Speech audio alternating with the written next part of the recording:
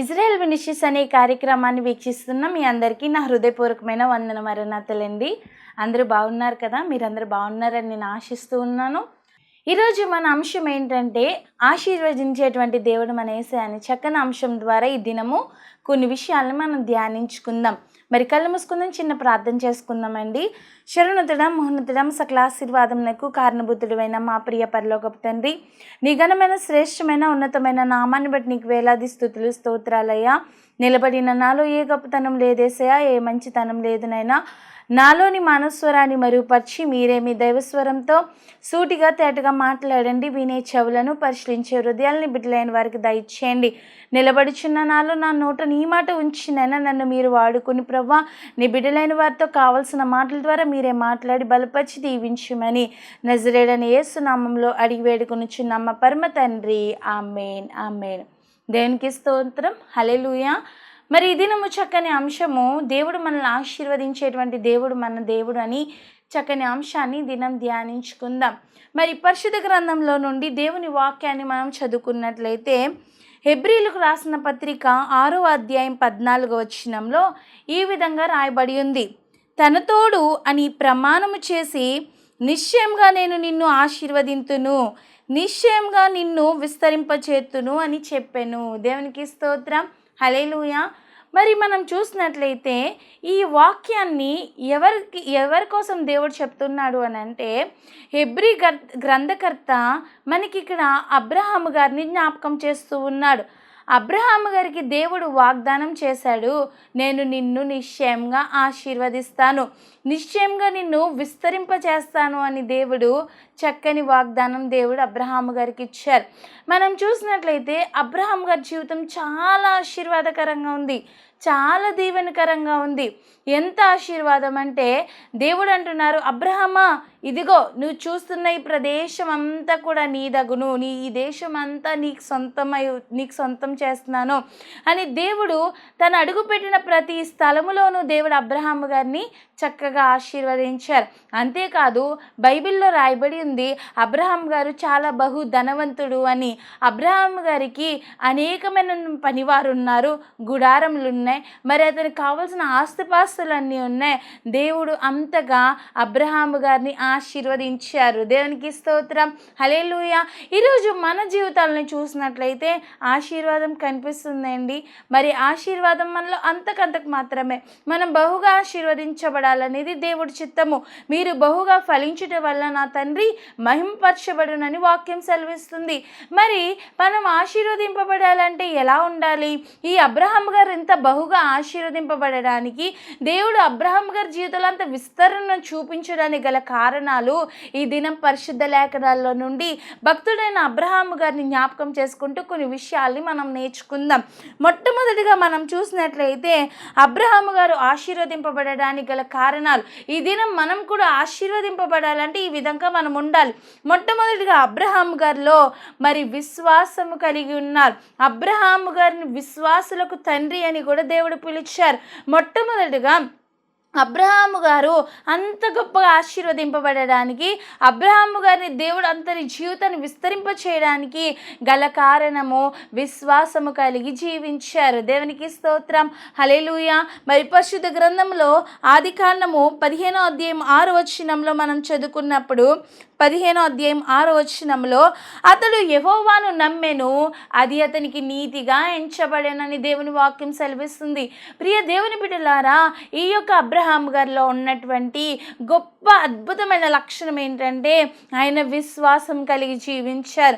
ఈరోజు అబ్రహాం గారి జీవితంలో ఆశీర్వాదం అయితే ఉంది, కానీ ఆయనకి పిల్లలు లేరనేటువంటి ఒక లోటు అయితే ఉండిపోయింది.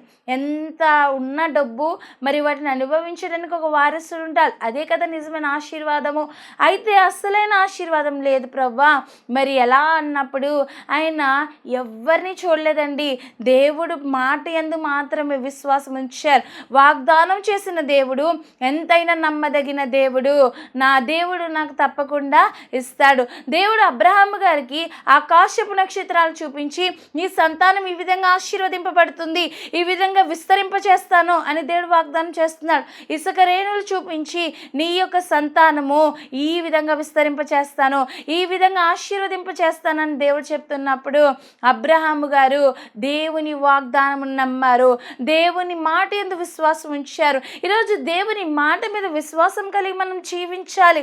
విశ్వాసం లేకుండా దేవుడికి ఇష్టడై ఉండుట అసాధ్యమని వాక్యం సెలవిస్తుంది.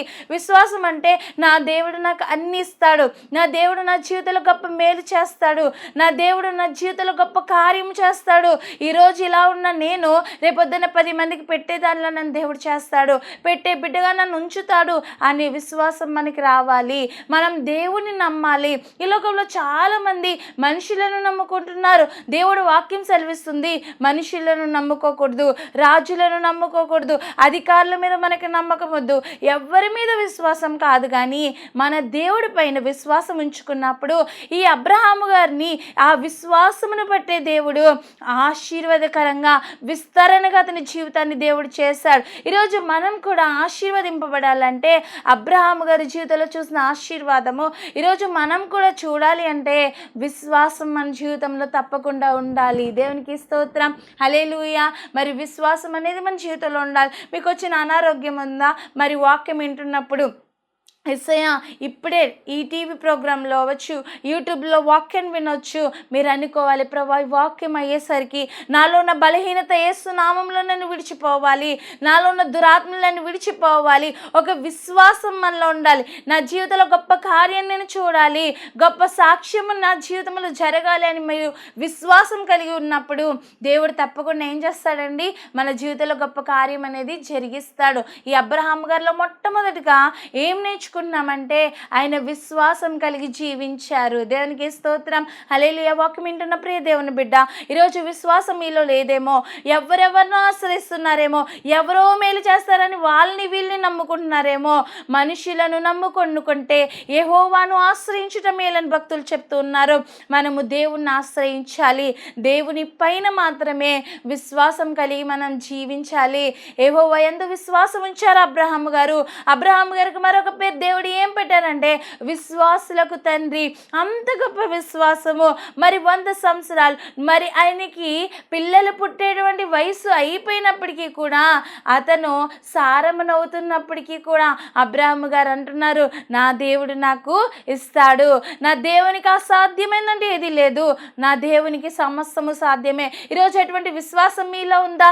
నా దేవుడు నా అప్పుల బంధకాలన్నీ విడిపించే సమర్థుడని, నా దేవుడు నా యొక్క కుటుంబ సమస్యలు ఆర్థిక సమస్యలు విడిపించే దేవుడని విశ్వాసం మీరు కలిగి జీవిస్తున్నారా? నా బిడ్డలు త్రాగుడు ప్రతి బలహీనతలో యేసు నామములో విడుదల చేస్తాడనే విశ్వాసం మీకుందా? అటువంటి విశ్వాసము ఈరోజు వాక్యం వింటున్న ప్రియ దేవుని బిడ్డ మీరు కలిగి ఉండాలి. అప్పుడు గొప్ప ఆశీర్వాదము మీ జీవితంలో మీరు తప్పకుండా చూస్తారు. దేవునికి స్తోత్రం, హల్లెలూయా. మరి రెండవదిగా అబ్రహాము గారి జీవితము ఆశీర్వదింపబడడానికి, అలాగే అతని జీవితాన్ని విస్తరింప చేయడానికి, దేవుడు అబ్రహాము గారిని గొప్పగా బహుగా ఫలించడానికి గల కారణం ఏంటంటే, రెండవదిగా అబ్రహాము గారు విధేయత కలిగి జీవించారు. దేవునికి స్తోత్రం, హల్లెలూయా. ఈరోజు మనలో కూడా విధేయత కలిగి జీవించాలి. విధేయత అంటే వినయము. మనము దేవుని మాట చొప్పున మరి నడిచేవారిగా మనం ఉండాలి. దేవునికి స్తోత్రం, హల్లెలూయా. విధేయత అబ్రహాము గారిలో ఎంత విధేయత ఉందో మరి పరిశుద్ధ గ్రంథంలో మనం చదువుకున్నట్లయితే ఆదికాండము 12వ అధ్యాయం 1వ వచనంలో ఇక్కడ దేవుడు అబ్రహాము గారికి చెప్తూ ఉన్నారు, యెహోవా నీవు లేచి నీ దేశము నుండి, నీ బంధువుల యొద్ద నుండి, నీ తండ్రి ఇంటి నుండి బయలుదేరి నేను నీకు చూపించు దేశమునకు వెళ్ళుము. దేవునికి స్తోత్రం, హల్లెలూయా. అదే వాగ్దానము, అదే దేవుని మాట ఈరోజు నీకు వినపడిందంటే ఆ సమయంలో మరి మనకి వినపడినప్పుడు ప్రభువా ఎక్కడికి వెళ్ళాలి? ముందు అడిగే ప్రశ్న మనం ఏంటండి, ఎక్కడికి వెళ్ళాలి? ఆ ప్లేస్ చెప్పు అంటాం కదండి. ఇక్కడ దేవుడు అబ్రహాము గారికి ఎక్కడికి వెళ్ళాలో చెప్పలేదు, ఏ ప్రదేశంకు వెళ్ళాలో ఏమి చెప్పలేదు. నీవు లేచి నీ బంధువుల ఇంటి నుండి, నీ తండ్రి ఇంటి నుండి నువ్వు అందరినీ విడిచిపెట్టి, నీ బంధువుల్ని, నీ తల్లిదండ్రుల్ని, నీ రక్త సంబంధికుల్ని, నీ దేశంను, నీ ఊరిని, నీ అన్నీ విడిచిపెట్టి, నీ జనాంగాన్ని విడిచిపెట్టి నేను చూపించు దేశమునకు వెళ్ళుము, చూపించు దేశమునకు అన్నాడు. కానీ ఎక్కడికి వెళ్ళాలో దేవుడు చెప్పలేదు. ఆ సమయం నా అబ్రహాము గారికి ఎక్కడికైనా వెళ్తారు, కానీ ఈయన దేవుని మాట యందు విధేయత చూపించి లేచి బయలుదేరారు. వెళ్ళారు. దేవునికి స్తోత్రం, హల్లెలూయా. ఈరోజు సువార్త కానీ దేవుడు ఎక్కడికైనా మనల్ని వెళ్ళమంటేనే మనకి భయం. అక్కడ వాటర్ నాకు పడుతుందో లేదో, అక్కడ అట్మాస్ఫియర్, అక్కడ నాకు ఆ యొక్క క్లైమేట్ నాకు పడుతుందో లేదో అన్నీ మనం ఆలోచించుకుంటాం కదండి. ఆ ప్రాంతం ఎలాంటిది, అక్కడ జనం ఎలాంటి వారు, అన్ని విధాలుగా మనం ఆలోచించుకుని ఆ ప్రదేశం కోసం మనం గూగుల్ చేసి ఆ ప్లేస్ ఎలాంటిది అన్నీ సెర్చ్ చేస్తాం. కానీ అబ్రహాం గారు దేవుని మాట యందు విధేయత చూపించారు. తన బంధువులందరినీ విడిచిపెట్టాడు, తన తండ్రి ఇంటిని విడిచిపెట్టాడు, మరి తను కలిగిన కుంచు తీసుకుని ఆయన బయలుదేరడం జరిగింది. ఈరోజు విధేయత మనం కలిగి జీవించాలి. దేవుని మాట ఏది చెప్తుందో మనం దేవుని మాట యందు లక్ష్యమించే వారిగా ఉండాలి. మనము బలి అర్పించుట కంటే మాట వినుట శ్రేష్టమని దేవుని వాక్యం సెలవిస్తుంది. గొప్ప విధేయత అబ్రహాం గారిలో ఉంది. ఆనాడు అబ్రహాం గారు లేచి బయలుదేరిన వల్లే ఆ విధేయత దేవుని చూసి, ఆ విధేయత దేవునికి నచ్చి మాట విన్నారు కాబట్టి అబ్రహాం గారిని దేవుడు అంతగా బహుగా ఆశీర్వదించినట్లుగా మనం చూస్తున్నాం. అబ్రహాము గారికి అనేకమైన గొర్రెలు, అనేకమైనటువంటి మేకలు, అనేకమైన పశువులు, మరి అనేకమైన పనివారు, చక్కని ఆశీర్వాదము దేవుడు అబ్రహాం గారి జీవితంలో ఇచ్చారు. అంతేకాదు అబ్రహాము గారికి లేని తన కుమారుని కూడా దేవుడు అనుగ్రహించాడు. పుట్టలేరు సైన్స్ ప్రకారంగా, మరి ఎవ్వరికి కూడా మరి కొన్ని సంవత్సరాలు అవుతే పిల్లలు పుట్టరు. కానీ దేవుడు ఏం చేశాడండి, అసాధ్యమైనది దేవుడు సాధ్యం చేశాడు. గల కారణం ఏంటో తెలుసా? అబ్రహాము గారు గొప్ప విశ్వాసం కలిగి జీవించారు. అబ్రహాము గారు గొప్ప విధేయతను దేవునికి చూపించారు. ఈరోజు నువ్వు దేవుని మాట వినగలుగుతున్నావా? దేవుని మాట వినితే మనకి దీవెన, వినకపోతే మనకి ఏ మాత్రం దీవెన రాదు. యెహోవా వల్ల మనకి ఆశీర్వాదం వస్తుంది. దేవుని మాట వినని ఆదాము హవ్వమ్మ గారు గొప్ప శాపాన్ని కొని తెచ్చుకున్నారు. దేవుని మాట వినిన మరి అబ్రహాం గారు గొప్ప ఆశీర్వాదాన్ని సంపాదించుకున్నారు. ఈరోజు ఆశీర్వాదానికి వారసులు అవుటకు దేవుడు మనల్ని పిలిచి ఉన్నాడు. ఈ దినం మీరు విధేయత కలిగి మీరు జీవించినప్పుడు గొప్ప ఆశీర్వాదాన్ని మన జీవితంలో మనం చూడగలుగుతాం. అలాగే మూడవదిగా అబ్రహాం గారి జీవితంలో మనం చూసినట్లయితే గొప్ప ప్రార్థనా జీవితం కలిగి ఉన్నట్లుగా మనం చూస్తూ ఉన్నాం. మరి అబ్రహాం గారి జీవితం మనం చూసినట్లయితే చాలా గొప్ప ప్రార్థన జీవితం అనుభవము ఆయనలో మనం చూస్తూ ఉన్నాం. ఆదికాండము 12వ అధ్యాయము 7వ వచనంలో మనం చూసినట్లయితే యెహోవా అబ్రహామునకు ప్రత్యక్షమై నీ సంతానమునకు ఈ దేశం నిచ్చేదనని చెప్పగా అతడు తనకు ప్రత్యక్షమైన యెహోవాకు ఒక బలిపీఠంను కట్టెను అని దేవుని వాక్యం సెలవిస్తుంది. అక్కడ అబ్రహాం గారు ఒక బలిపీఠంను కట్టారు. అక్కడ దేవునికి ఎప్పుడు కూడా ఆయన ఎక్కువ సమయం ప్రార్థనలో గడిపినట్లుగా మరి వాక్య లేఖనాల్లో మనం చూస్తున్నాం. అదే అధ్యాయంలో మనం చదువుకున్నప్పుడు అబ్రహాం గారు బలిపీఠం దగ్గర ఎక్కువ సమయం ప్రార్థించినట్లుగా మనం చూస్తూ ఉన్నాం. అబ్రహాం గారు ప్రార్థనలో గడిపారు. ఏ కుటుంబం అయితే ప్రార్థన చేస్తుందో, ఏ కుటుంబం అయితే కుటుంబ ప్రార్థన చేసి సన్నిధిలో ఎదుగుతారో ఆ కుటుంబము ఆశీర్వాదకరంగా, దీవెనకరంగా ఉంటుంది. దేవునికి స్తోత్రం, హల్లెలూయా. అబ్రహాం గారిని ఆశీర్వదించడానికి గల కారణం ఏంటంటే ఆయన ప్రార్థన జీవితంలో, ఆయన ప్రార్థనలో ఎక్కువగా గడిపే అనుభవం కలిగి ఉన్నారు. ఈరోజు మీ అనుభవం ఎలా ఉంది? ఎక్కువ సమయం సెల్ ఫోన్తో గడుపుతున్నారేమో, ఎక్కువ సమయం ఇరుగు పొరుగు వారితో మాట్లాడడంలో గడుపుతున్నారేమో, ఎక్కువ సమయము ఆ విషయాలు ఈ విషయాలు మాట్లాడుకోవడంలో మన సమయాన్ని దుర్వినియోగం చేస్తున్నామేమో, చెడు మాటలు మాట్లాడుట యందు ఎక్కువ సమయాన్ని వేస్ట్ చేస్తున్నామేమో. ఈరోజు దేవుడు మాట్లాడుతున్నాడు, ప్రార్థన అనుభవంలోకి మనం రావాలి, ప్రార్థన జీవితం మనం కలిగి ఉండాలి. అన్నిటికన్నా పవర్ఫుల్ ఏంటంటే ప్రేయర్ మాత్రమే. ప్రేయర్ మన జీవితాలు మారుస్తుంది, ప్రార్థన మన పరిస్థితులు మారుస్తుంది. ఈరోజు మీ జీవితం ఎలా ఉన్నప్పటికీ కూడా ప్రార్థన చేయడం ద్వారా దేవుడు గొప్ప ఆశీర్వాదకరంగా దేవుడు మనల్ని చేస్తాడండి. మనం ప్రార్థన చేయాలి. ప్రార్థన చేసిన దావీదు గారు అంతకంతకు దేవుడు వర్ధిలింపచేశాడు. గొర్రెల కాపరిగా ఉన్న దావీదు గారిని దేవుడు మహారాజుగా దేవుడు చేశాడు. అలాగే దానియేలు గారు ముమ్మారు ప్రార్థించే అనుభవంలో ఉన్నారు. దానియేలు గారిని సింహాల బోల్లో వేసినప్పటికీ కూడా సింహాల నోళ్లను దేవుడు ముగించాడు. ఈరోజు ప్రార్థన జీవితం మనం కలిగి ఉన్నప్పుడు గొప్ప ఆశీర్వాదాన్ని, రాబోతున్న శోధనలు, శ్రమల్ని కూడా అడ్డుకునే గొప్ప శక్తిని దేవుడు మనకి ఇస్తాడు. ప్రార్థన చేయడం ద్వారా గొప్ప కార్యాలు మనం చూస్తాము. అబ్రహాము గారు ప్రార్థన జీవితంలో చక్కగా ఎదిగినట్లుగా మనం చూస్తూ ఉన్నాము. ప్రార్థించే అనుభవం అబ్రహాము గారికి ఉంది. అందుకే అతను గొప్ప ఆశీర్వాదాన్ని, అతని జీవితంలో గొప్ప విస్తరణను మరి అబ్రహాము గారు చూస్తారు. ఈరోజు వాక్యం వింటున్న ప్రియ దేవుని బిడ్డ, ఎక్కువ సమయం ప్రార్థన చేయాలి. మరి ప్రార్థించిన అగస్టిన్ అనేటువంటి ఒక భక్తుడు మరి చాలా భయంకరమైనటువంటి పాపము, ఆ పాపంలో మునిగిపోయిన ఆ యొక్క బిడ్డను చూసుకుని తల్లి అంగలారుస్తూ ఎక్కువ సమయం అంటండి కొడుకుకి చెప్పిన మాట వినేటువంటి సిచ్యువేషన్లో లేక తల్లి మోకరించి దేవుని సన్నిధిలో, దేవా నా బిడ్డ ఏంటి ప్రభువా ఈ పాపానికి బానిసైపోయాడు, నా బిడ్డ వ్యభిచారైపోయాడు, నా బిడ్డ పాపంలో మునిగిపోయాడు, ఏంటి ప్రభువా అని దేవుని సన్నిధిలో అంగలార్చినప్పుడు అగస్టిన్ తల్లి యొక్క ప్రార్థన, ఆ కన్నీటి ప్రవాహంలో అతని పాపపు జీవితం కొట్టుకుపోయింది. దేవునికి స్తోత్రం, హల్లెలూయా. అగస్టిన్ గారు సాక్ష్యం చెప్తూ ఉన్నప్పుడు ఆయన చెప్పేవారంటే ఏమనంటే, నా పాపపు జీవితము నా తల్లి కన్నీటి ప్రవాహంలో కొట్టుకుపోయిందని. అటువంటి ప్రార్థన అనుభవం ఉన్నప్పుడు నా భర్త ఎప్పటికీ మారడండి అని మీరు అనొద్దు. ప్రార్థించినప్పుడు సౌలు లాంటి దుర్మార్గుని కూడా దేవుడు పౌలుగా మార్చగలుగుతాడు. నా బలహీనత ఎప్పటికీ పోదని అనొద్దు. విశ్వాసంతో దేవుని సన్నిధిలో మరి రక్తస్రావం కలిగిన స్త్రీలో ఉన్నటువంటి విశ్వాసం కలిగి మీరు కూడా అబ్రహాము గారి వల్ల విశ్వాసంతో దేవుని సన్నిధిలో ఉన్నప్పుడు దేవుని బలహీనత ఇట్టే తొలగించేటువంటి సామర్థ్యం కలిగినటువంటి దేవుడు మన యేసయ్య. దేవునికి స్తోత్రం, హల్లెలూయా. కాబట్టి మూడవదిగా అబ్రహాము గారు ఆశీర్వాదకరంగా ఉండడానికి గల కారణం ఏంటంటే బలిపీఠము చెంత ఆయన ప్రార్థన జీవితం గడిపారు, ప్రార్థన జీవితం కలిగి ఉన్నారు. అటు రీతిగా మనం ఉన్నప్పుడు మనం కూడా ఆశీర్వదింపబడతాం. అలాగే నాలుగవదిగా మనం చూసినట్లయితే సమాధాన పడే మనసు కలిగి ఉండాలి. మనం ఏం చేయాలండి? సమాధానం పడే మనసు మన అందరికీ కూడా కలిగి ఉండాలి.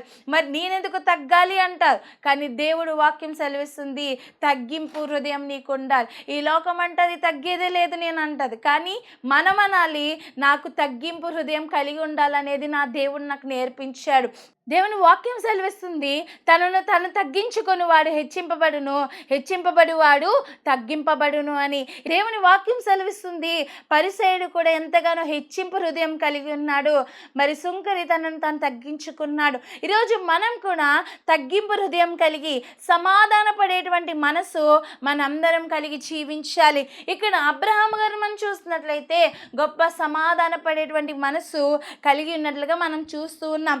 పరిశుద్ధ గ్రంథంలో మన వాక్యాన్ని ధ్యానించుకున్నప్పుడు ఆదికాండము 13వ అధ్యాయము 7వ వచనంలో మనం చూసినట్లయితే, అప్పుడు అబ్రాహాము పశువుల కాపరులకును లోతు పశువుల కాపరులకును కలహము పుట్టెను. ఆ కాలమందు కనానీయులు పెరిజీలు ఆ దేశంలో కాపరముండిరి.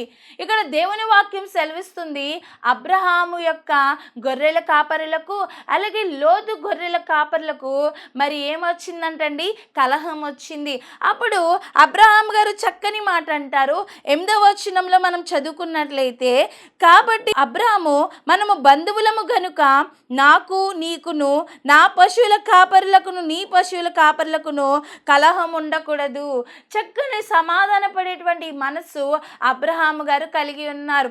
మనమైతే ఏ సిచ్యువేషన్లో అయినా సరే నేనున్నాను కదా, వాళ్ళు కొడితే మనం కొట్టడానికి రెడీగా ఉంటున్నాం, ఎవరైనా ఏమన్నా అంటే అనకముందే మనం అనేటువంటి ఆ టైప్గా మనం ఉంటున్నాం. కానీ మనం ఎటువంటి హృదయం కలిగి ఉండాలంటే సమాధాన పడేటువంటి హృదయం మనము కలిగి ఉండేవారిగా ఉండాలి.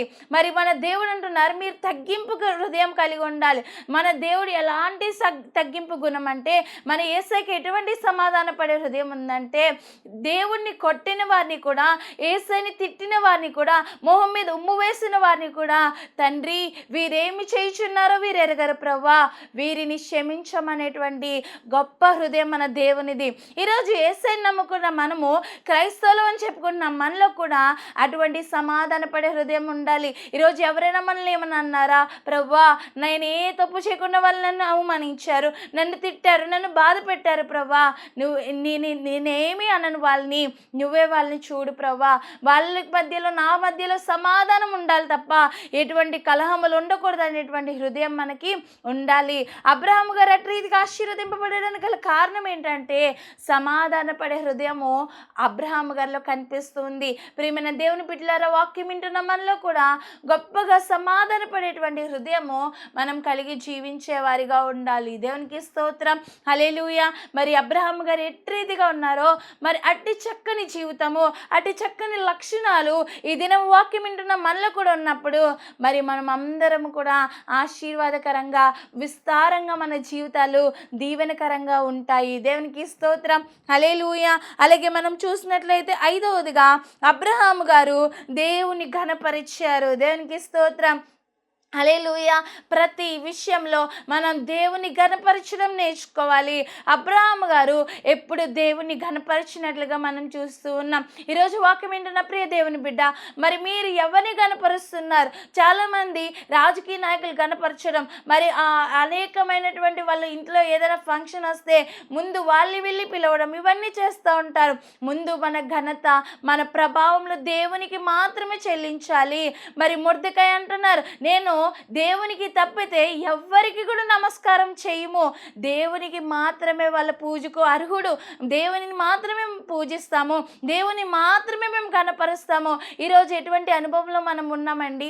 మరి ఎవరైనా రాజకీయ నాయకులు మన ముందుకు వస్తే మనం ఏం చేస్తాము? గణపరుస్తాము. నేను గణపరచొద్దు అంటలేదు, కానీ ముందు మనం దేవుణ్ణి గణపరచాలి. మళ్ళీ ఈ లోకంలో ఎవరిని కాదు, కానీ దేవుని గణపరిచే వారిగా మనం ఉండాలి. దేవునికి స్తోత్రం. హల్లెలూయా. మరి మనము ఏదైనా మన ఇంట్లో ఏదైనా ఫంక్షన్ పెట్టుకున్నప్పుడు ముందు మనం స్తుతి కూడికి పెట్టుకుని ముందు దేవుణ్ణి ఆహ్వానించాలి, ముందు దేవుని గణపరచాలి. ఏదైనా సరే ప్రతి విషయంలోనూ కూడా దేవునికి ఘనతనిచ్చేవారిగా, దేవుని ఘనపరిచేవారిగా, మహిమపరిచేవారిగా ఉండాలి. అబ్రహాము గారు ప్రతి విషయమునందును కూడా దేవుని ఘనపరిచినట్లుగా మనం చూస్తూ ఉన్నాం. ఆదికాండం 18:1-11 వరకు చదువుకున్నప్పుడు అబ్రహాము గారు చక్కగా దేవుణ్ణి ఘనపరిచినట్లుగా మనం చూస్తూ ఉన్నాం. అలాగే మరి 6వదిగా మనం చూసినట్లయితే అబ్రహాము గారు పరీక్షకు నిలవబడ్డారు. దేవునికి స్తోత్రం. హల్లెలూయా. అబ్రహాము గారు ఆశీర్వదింపబడడానికి గల కారణం ఏంటంటే అబ్రహాము గారు పరీక్షకు నిలవబడ్డారు. ఈరోజు దేవుడు మనకి ఏదైనా పరీక్ష పెట్టారంటే మనం దానిలో నిలబడేటువంటి గొప్ప అనుభవంలో మనం ఉండాలి. మరి ఏదైనా దేవుడు మనల్ని చూస్తాడు, దేవుడు ప్రతి దానిలో మనల్ని పరీక్షిస్తాడు.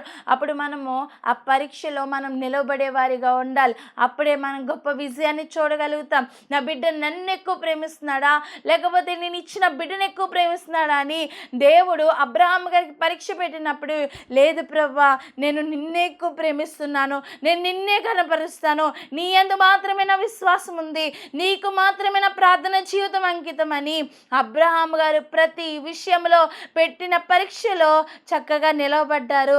అందుకే దేవుడు అబ్రహాము గారిని ఆశీర్వాదకరంగా ఉంచారు. మరి దేవుడు అబ్రహాము గారికి విశ్వాసులకు తండ్రిగా ఉంచాడు. అతని జీవితాన్ని గొప్ప విస్తారంగా బహుగా దేవుడు ఆశీర్వదించాడు. ఈరోజు వాక్యం వింటున్న మనం కూడా మనమందరం కూడా ఏం చేయాలంటే పరీక్షకు నిలబడాలి. దేవుడు మనం పెట్టిన ప్రతి పరీక్షలో కూడా మరి దేవునికి మనం ప్రథమ స్థానం, దేవునిలో మనము దేవుని ఘనపరిచే వారిగా, ఆయనలో మనం నిలబడే వారిగా ఉండాలి. దేవునికి స్తోత్రం. హల్లెలూయా. పిల్లలకి ఎగ్జామ్స్ పెట్టినప్పుడే కదండి ఫస్ట్ ర్యాంక్, సెకండ్ ర్యాంక్ అనే తేడా తీస్తారు. అలాగే మనం కూడా దేవుడు మనకు పరీక్ష పెట్టినప్పుడు ఆ పరీక్షలో మనము దేవునికి ముందు స్థానం ఇచ్చి నిలబడే వారిగా ఉన్నప్పుడు గొప్ప కార్యాన్ని మనం అందరం చూడగలుగుతాం. మొట్టమొదటిగా అబ్రహాము గారు విశ్వాసం కలిగి జీవించారు. రెండవదిగా ఆయన విధేయత కలిగి జీవించారు. మూడవదిగా ప్రార్థన జీవితం కలిగి జీవించారు. నాలుగవదిగా సమాధాన పడే మనసు ఆయన కలిగి ఉన్నారు. అలాగే 5వదిగా దేవుని ఘనపరిచారు. 6వదిగా పరీక్షకు నిలవబడ్డారు. చివరిగా ఏంటంటే అబ్రహాము గారు దేవునికి ప్రథమ స్థానం ఇచ్చారు. ఈరోజు వాక్యం వింటున్న మనము ఆశీర్వాదకరంగా మన జీవితాలు ఉండాలంటే ఎప్పుడు కూడా మన జీవితంలో ప్రథమ స్థానం దేవునికి ఇవ్వాలి. ఒకరోజు బిల్లీ గ్రాహమ్స్ గారి దగ్గరికి వచ్చి మరి అందరూ కూడా ఇంటర్వ్యూ చేస్తున్నారంట. ఏమనంటే, సార్ మీ జీవితంలో మొదటి స్థానం ఎవరికి ఇస్తారంటే, ఒకవేళ నా హృదయంలో మొదటి స్థానం ఉంటే అది నా దేవునికే సొంతము, ఒకవేళ రెండవ స్థానం ఉంటే తన భార్యకి ఇస్తానని చెప్తాడేమో అని అందరూ ఆతృతగా అడుగుతున్నారేమనంటే, సార్ మీ హృదయంలో రెండవ స్థానం ఎవరికి ఇస్తారంటే, నా హృదయంలో రెండవ స్థానం కూడా నా దేవునికే సొంతం. ఎన్ని స్థానాలున్నా నా హృదయంలో నా దేవుడే ఉన్నాడు. దేవునికి స్తోత్రం, హల్లెలూయా. ఈరోజు ఎవరికి మనం స్థానం ఇస్తున్నాం? మొదటి స్థానం నా భార్యకి, నా పిల్లలకి, నా భర్తకి, నా తల్లిదండ్రులకి, నా రక్త సంబంధికులకి, నా స్నేహితురాలకి, నా స్నేహితుడికి అంటున్నావేమో. కాదు, మన హృదయంలో ఎప్పుడు మన దేవుడు ఉండాలి. అబ్రహాం గారు హృదయం అంతా దేవునితో నింపుకున్నారు, అందుకే అంత ఆశీర్వాదకరంగా ఉన్నారు. హృదయంలో దేవుడు ఉన్నప్పుడు పాపానికి చోటు లేదు. పాపం లేని నీ జీవితంలోకి ఎప్పుడు కూడా ఎటువంటి అపజయము రాదు. నీ జీవితం ఆశీర్వాదకరంగా ఉంటుంది. ఈరోజు వాక్యం వింటున్న మనము అబ్రహాము గారి వల్లే మనం బహుగా ఆశీర్వదింపబడాలంటే తప్పకుండా మనం అందరం కూడా ఎలా ఉండాలి అంటే ఈ అబ్రహాము గారి వల్లే మనం అందరం కూడా ప్రథమ స్థానం దేవునికి ఇచ్చేటువంటి స్థితిలో మనం ఉండాలి. దేవునికి మనం ముందు స్థానం ఇచ్చినప్పుడు గొప్పగా మనందరూ దీవించబడతాము, విస్తరణ చూడగలుగుతాము, ఫలభరితంగా మన జీవితాలు ఉంటాయి. 30 60 100 నిన్ను, మిమ్మల్ని, మీ కుటుంబాల్ని దేవుడు సమృద్ధిగా ఆశీర్వదించి దీవించునుగాక. ఆమేన్, ఆమేన్. Praise the Lord. Israel ministries అనే ఈ కార్యక్రమాన్ని వీక్షిస్తున్న మీ అందరికీ నా హృదయపూర్వకమైన వందన మరణాతలండి. ఈ వర్తమానాలు మీ అందరికీ ఆశీర్వాదకరంగా ఉన్నట్లయితే ప్రార్థించండి. అలాగే దేవుడు మీకు ప్రేరేపించినట్లయితే మరి కింద కనిపిస్తున్న స్క్రీన్ మీద కనిపిస్తున్న ఫోన్పే నెంబర్, గూగుల్ పే నెంబర్కి మీరు మీ సహకారాన్ని అందించండి. మరి ఎందుకంటే ప్రతి దినము కూడా మేము ముందుకు రావాలనే ఆశ, ప్రతి దినము కూడా వాక్యం చెప్పాలనే ఆశ కలిగి ఉన్నాము. మరి మీ సహకారాన్ని అందిస్తారని కోరుతున్నాము. ఈ కొద్ది మాటలు దేవుడు దీవించునుగాక. మిమ్మల్ని, మీ కుటుంబాన్ని దేవుడు సమృద్ధిగా ఆశీర్వదించి దీవించునుగాక. ఆమేన్. అందరికీ ప్రైజ్ ది లార్డ్.